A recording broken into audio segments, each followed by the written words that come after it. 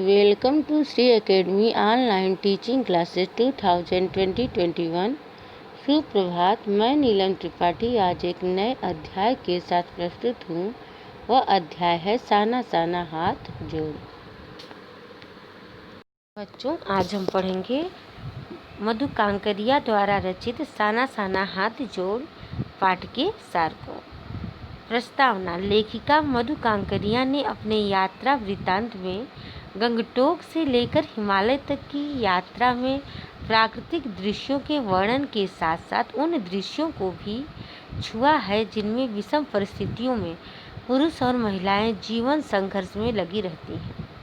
इस पाठ में लेखिका के सहृदयता होने का पता चलता है, क्योंकि उसका मन प्रकृति की मनोहारी छटा देखने से अधिक जोखिम भरे कार्यों को करती हुई महिलाओं की ओर देखने में लगता है।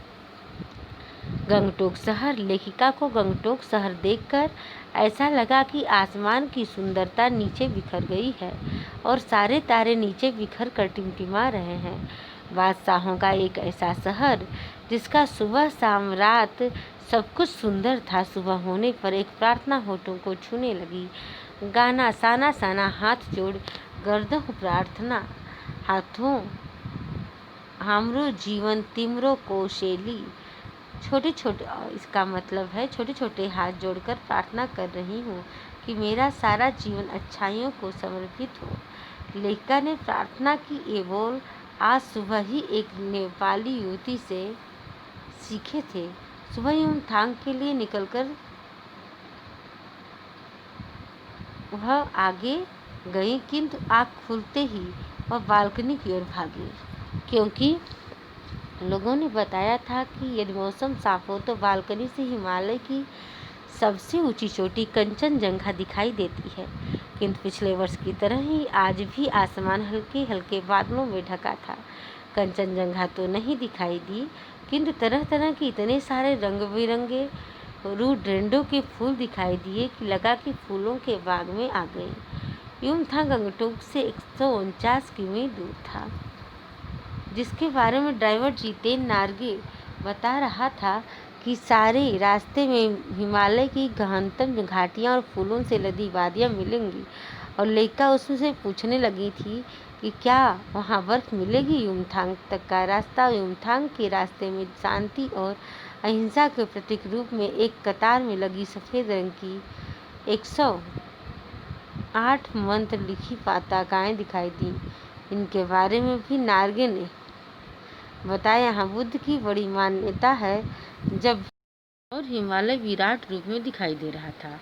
दर्शक यात्रियों का काम हिमालय पल पल परिवर्तित हिमालय, जिसका बड़ा होते होते विशाल काय होने लगा। भीमकाय पर्वतों के बीच और घाटियों के ऊपर बने सकरी रास्तों से गुजरते ऐसा लग रहा था कि रंग बिरंगे फूल मुस्कुरा रहे हों।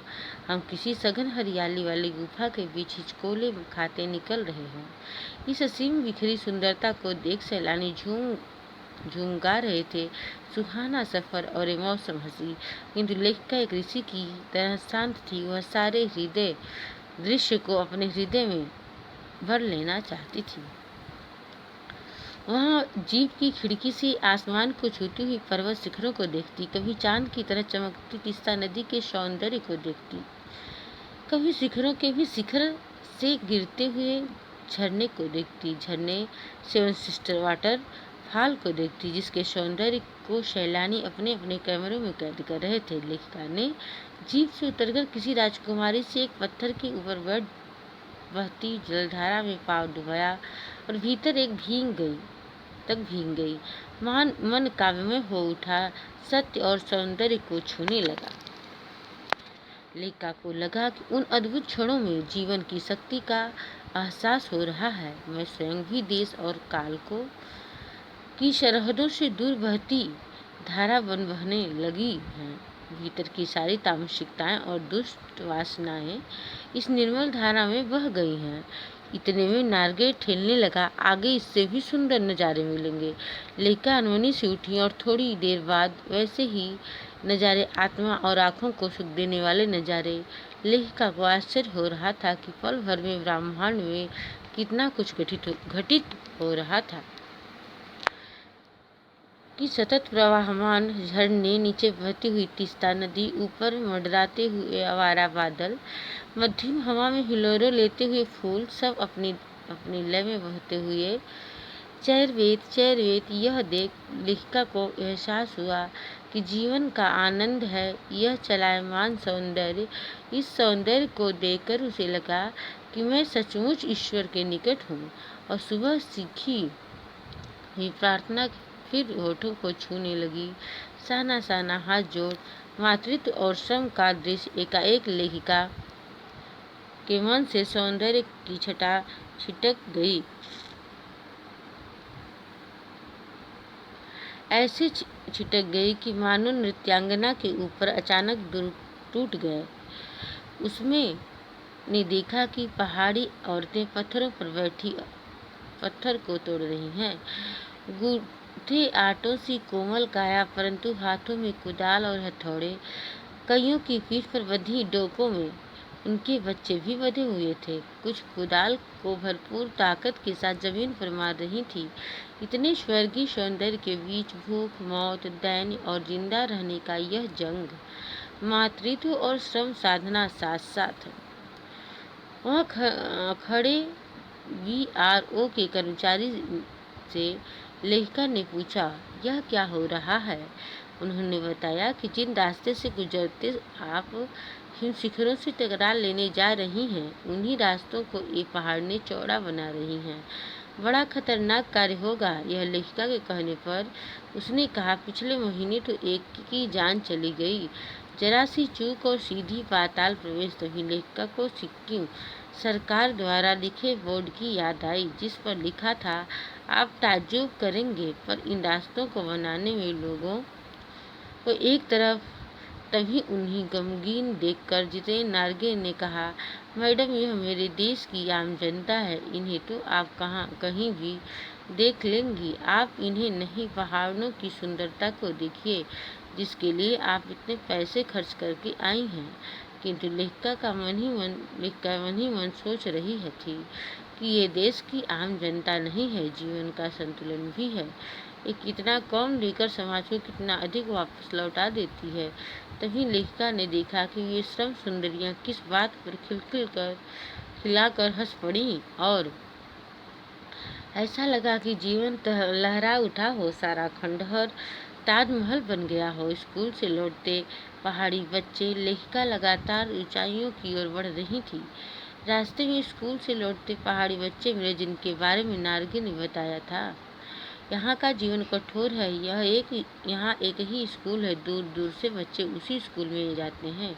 इस स्कूल में पढ़ने वाले अधिकांश बच्चे अपनी माँओं के साथ काम करते हैं। आगे बढ़ते जा रहे एक खतरा भी बढ़ता ही जा रहा था। रास्ते सकरे होते जा रहे थे। रास्ते में जगह जगह लिखी हुई चेतावनियां खतरों के प्रति सजग कर रही थी। चाय के बागानों में युवतियां, सूरज ढल रहा था उसी समय पहाड़ी औरतें गाय चराकर वापस लौट रही थी। कुछ लड़कियों के सिर पर भारी गट्ठर थे। आसमान बादलों से घिरा था। उतरती संध्या में जीप अब चाय के बागानों में गुजर रही थी। वहां दृश्य देखकर चाय के भरे बागानों में कई युवतियां बोकू पहने हुए चाय की पत्तियां तोड़ रही थी। बोकू एक सिक्किम परिधान है। नदी की तरह उफान लेता यौवन और श्रम से दमकता गुलाबी चेहरा और डूबते सूर्य की इंद्रधनुषी छटा को देखकर मंत्रमुग्ध सी लेखिका चीख पड़ी। युवतियों का अधिक सौंदर्य लेखिका के लिए असह्य था। लायुंग में पड़ा गगनचुंबी पहाड़ों के नीचे सांस लेती एक छोटी सी बस्ती लायुंग तीस्ता नदी के तीर पर लकड़ी के बने घर में ठहरे। अपनी सुस्ती दूर करने के उद्देश्य से हाथ मुंह धोकर तीस्ता नदी के किनारे पत्थरों पर बैठ गईं। वातावरण में अद्भुत शांति आंखें भर आई। लेखिका ने अनुभव किया कि ज्ञान का नन्हा सा बोधिसत्व जैसे भीतर उगने लगा। वहीं सुशांति है, सुकून है, जहाँ अखंडित संपूर्णता है। पेड़ पौधे, पशु पक्षी और आदमी सब अपनी अपनी लय, ताल और गति में है। आज की पीढ़ी ने प्रकृति की इस लय, ताल और गति से खिलवाड़ का असह्य अक्षम्य अपराध किया है। अंधेरा होने से पहले तीस्ता नदी की धार तक पहुंची। लकड़ी के बने छोटे से गेस्ट हाउस में रुके। रात गहराने लगी। जितेन ने गाना शुरू कर दिया। एक एक कर सभी सैलानी गोल गोल घेरा बनाकर नाचने लगे। लेखिका की का 50 वर्षीय सहेली कुमारियों को भी मात करती हुई नाचने लगी, जिसे देखकर लेखिका अवाक रह गई। लायूं की सुबह सुबह वह टहलने निकली। बर्फ की तलाश थी, कहीं बर्फ नहीं मिली। घूमते हुए सिक्किमी नवयुवक ने बताया कि वह बढ़ते प्रदूषण के कारण स्नोफॉल लगातार कम होता जा रहा है। 500 फीट ऊंचाई पर कटाव में बर्फ मिल जाएगी। कटाव की ओर सफर शुरू किया। बादलों की चीरती हुई खतरनाक रास्तों पर जीप आगे बढ़ रही थी। जगह जगह चेतावनियां लिखी हुई थी। सबकी सांसें रुकी हुई थी। कटाव के करीब पहुंचे। नार्गे ने बताया कि कटाव हिंदुस्तान का स्विट्जरलैंड है। आगे बढ़ने पर चारों ओर साबुन के झाग की तरह गिरी हुई बर्फ दिखी। सभी सैलानी जीप से उतरकर मस्ती से बर्फ में कूदने लगे। घुटनों तक नरम नरम बर्फ। सब फोटो खींच रहे थे और लेखिका सोच रही थी कि शायद ऐसी ही विभोर कर देने वाली दिव्यता के बीच हमारे ऋषि मुनियों ने वेदों की रचना की होगी, जीवन मूल्यों को खोजा होगा, सार्वभौम सुखने का महामंत्र पाया होगा। यह ऐसा सौंदर्य जिसे बड़े से बड़े अपराधी भी देख लें तो क्षण भर के लिए कारुणिक अवतार बुद्ध बन जाए। दूसरी ओर लेखिका की सहेली मणि भी दार्शनिक की तरह कह रही थी, ये हिम शिखर जल स्तंभ है पूरी एशिया के। देखो, प्रकृति भी किसी नायाब ढंग से सारा इंतजाम करती है। सर्दियों में बर्फ के रूप में जल संग्रह कर लेती है और गर्मियों में पानी के लिए जब त्राहि त्राहि मचती है तो यही बर्फ शिलाएं पिघल पिघल कर जलधारा बन हमारे सूखे कंठों को तरावट पहुंचाती है। कितनी अद्भुत व्यवस्था है जल संचय की। इस तरह नदियों का कितना उपकार है। थोड़ी दूर ही चीन की सीमा, आगे बढ़े फौज की छावनियां दिखाई दी। थोड़ी दूर पर चीनी लोगों के सैनिकों की सीमा थी, जहां सैनिक -15 डिग्री सेल्सियस पर पहरा देते थे। एक सैनिक लेखिका के पूछने पर बता रहा था कि आप चैन की नींद सो सके इसलिए हम यहाँ पहरा देते हैं। लेखिका सोचने लगी कि जिन बर्फीले इलाकों में बैसाख के महीने में 5 मिनट में हम ठिठुरने लगे तो ये हमारे जवान पूस माह के महीने में जब सब कुछ जम जाता है तो कैसे तैनात रहते होंगे। लायुंग सियुंगथांग की ओर बढ़े। यहाँ एक नया आकर्षण था। ढेरों रोडेंडो और प्रियुता के फूल थे। इन घाटियों में बहुत सारे जीव दिखाई दिए। मंजिल तक पहुँचने की खुशी थी। वहाँ चिप्स बेचती सिक्किमी युवतियों से पूछा था, क्या तुम सिक्किमी हो? तो उसने कहा, नहीं, मैं इंडियन हूँ।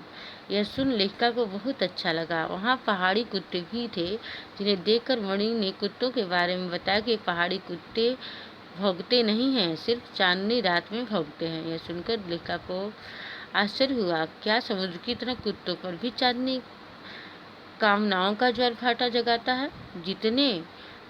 जितेन तरह तरह की जानकारियां दे रहा था। यहाँ गुरु नानक की थाली से चावल छिटकाए गए थे। यह देवी देवताओं का निवास है और यहाँ जो गंदगी फैलाएगा मर जाएगा। हम लोग यहाँ गंदगी नहीं फैलाते। हम पहाड़ नदी झरने आदि की पूजा करते हैं। हम गंगटोक नहीं गंतोक इसे कहते हैं। जितेन गंतोक के बारे में बताने लगा कि सिक्किम के भारत में मिलने के बाद कप्तान शेखर दत्ता की सोच के अनुसार घाटियों में भी रास्ता निकालकर टूरिस्ट स्पॉट बनाया गया। अभी भी रास्ते बन रहे हैं, नए स्थानों की खोज जारी है। लेखिका मन ही मन सोचती है कि मनुष्य की असमाप्त खोज का कार्य बड़ा ही अच्छा है।